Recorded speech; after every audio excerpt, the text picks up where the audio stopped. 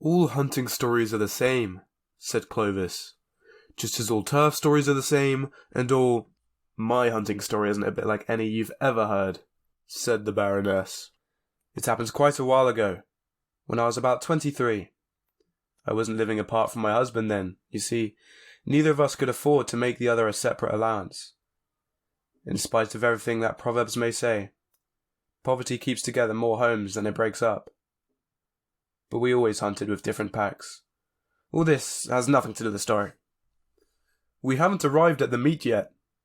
I suppose there was a meet, said Clovis.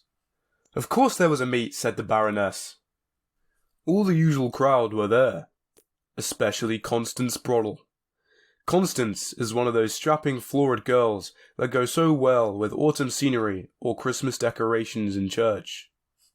I feel a presentiment that something dreadful is going to happen, she said to me. Am I looking pale? She was looking about as pale as a beetroot that had suddenly heard bad news. You're looking nicer than usual, I said. But that's so easy for you. Before she had got the right bearings of this remark, we had settled down to business. Hounds had found a fox lying out in some gorse bushes.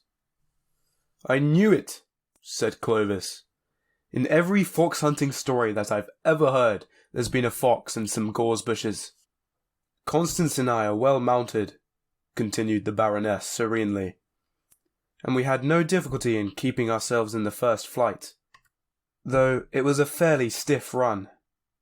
Towards the finish, however, we must have held rather too independent a line, for we lost the hounds, and found ourselves plodding aimlessly, along miles away from anywhere.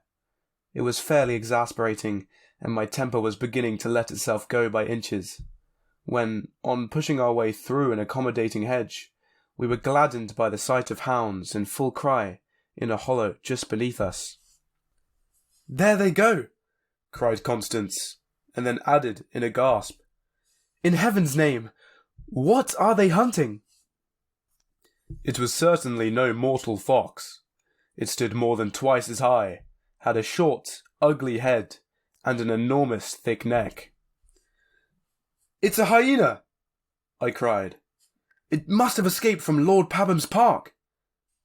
At that moment the hunted beast turned and faced its pursuers, and the hounds, there were only about 6 couple of them, stood round in a half-circle and looked foolish.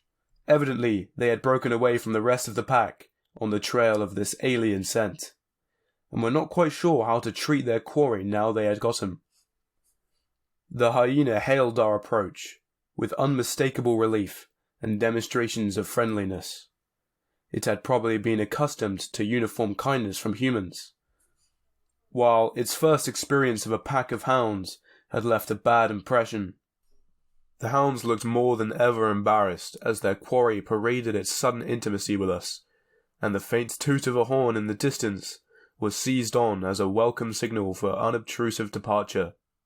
Constance and I and the hyena were left alone in the gathering twilight. What are we to do? Asked Constance.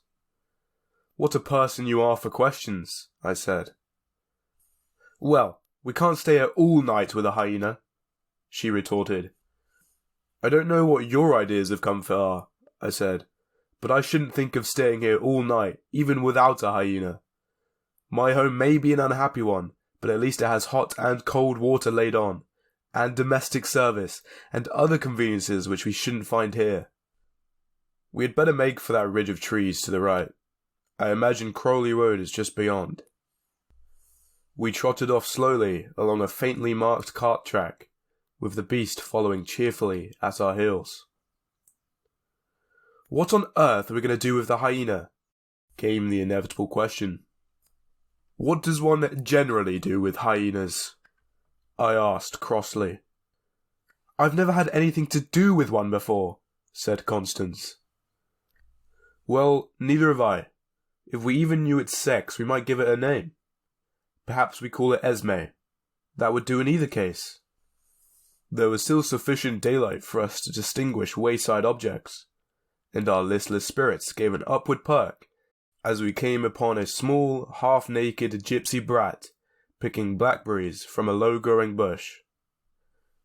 The sudden apparition of 2 horsemen and a hyena set it off crying, and in any case, we should scarcely have gleaned any useful geographical information from that source. But there was a probability that we might strike a gypsy encampment somewhere along our route. We rode on hopefully, but uneventfully, for another mile or so. "I wonder what that child was doing there," said Constance presently. "Picking blackberries, obviously." "I don't like the way it cried," pursued Constance. "Somehow its wail keeps ringing in my ears." I did not chide Constance for her morbid fancies. As a matter of fact, the same sensation of being pursued by a persistent, fretful wail had been forcing itself on my rather overtired nerves. For company's sake I hallooed to Esme, who had lagged somewhat behind. With a few springy bounds, he drew up level, and then shot past us. The wailing accompaniment was explained. The gypsy child was firmly, and I expect painfully, held in his jaws. "Merciful heaven!" screamed Constance. "What on earth shall we do? What are we to do?" I am perfectly certain that at the Last Judgment, Constance will ask more questions than any of the examining seraphs. "Can't we do something?" she persisted tearfully, as Esme cantered easily along in front of our tired horses. Personally, I was doing everything that occurred to me at the moment. I stormed and scolded and coaxed in English and French and gamekeeper language.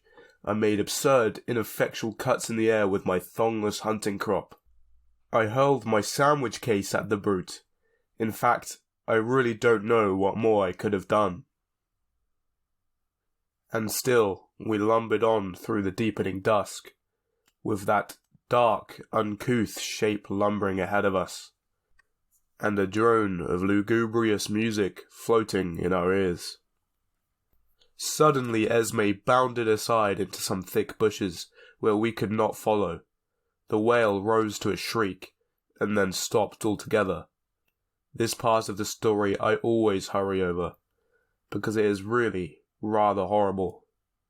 When the beast joined us again, after an absence of a few minutes, there was an air of patient understanding about him, as though he knew he had done something of which we disapproved, but which he felt to be thoroughly justifiable. "How can you let that ravening beast trot by your side?" asked Constance. She was looking more than ever like an albino beetroot. "In the first place, I can't prevent it," I said. "And in the second place, whatever else he may be, I doubt if he's ravening at the present moment." Constance shuddered. "Do you think the poor little thing suffered much?" came another of her futile questions. "The indications were all that way," I said. "On the other hand, of course, it may have been crying from sheer temper. Children sometimes do." It was nearly pitch dark when we emerged suddenly into the high road. A flash of lights and a whir of a motor went past us at the same moment, at uncomfortably close quarters. A thud and a sharp, screeching yell followed a second later. The car drew up, and when I had ridden back to the spot, I found a young man bending over a dark, motionless mass by the roadside. "You have killed my Esme!" I exclaimed bitterly. "I'm so awfully sorry," said the young man. "I keep dogs myself, so I know how you must feel about it. I'll do anything I can in reparation." "Please bury him at once," I said. "That much I think I may ask of you." "Bring the spade, William," he called to the chauffeur. Evidently, hasty roadside interments were contingencies that he had been provided against. The digging of a sufficiently large grave took some little time. "I say, what a magnificent fellow," said the motorist as the corpse was rolled over into the trench. I'm afraid he must have been a rather valuable animal. He took second in the puppy class at Birmingham last year, I said resolutely. Constance snorted loudly. Don't cry, dear, I said brokenly. It was all over in a moment. He couldn't have suffered much. Look here, said the young fellow desperately. You simply must let me do something by way of reparation. I refused sweetly, but as he persisted, I let him have my address. Of course, we kept our own counsel as to the earlier episodes of the evening. Lord Pabham never advertised the loss of his hyena. When a strictly fruit-eating animal strayed from his park a year or two previously, he was called upon to give compensation in 11 cases of sheep worrying and practically to restock his neighbours' poultry yards. And an escaped hyena would have mounted up to something on the scale of a government grant. The gypsies were equally unobtrusive over their missing offspring. I don't suppose in large encampments they really know to a child or two how many they've got. The Baroness paused reflectively, and then continued. There was a sequel to the adventure, though. I got through the post a charming little diamond brooch, with the name Esme set in a sprig of rosemary. Incidentally, too, I lost the friendship of Constance Broddle. You see, when I sold the brooch, I quite properly refused to give her any share of the proceeds. I pointed out that the Esme part of the affair was my own invention, and the hyena part of it belonged to Lord Pabham, if it really was his hyena, of which, of course, I have no proof.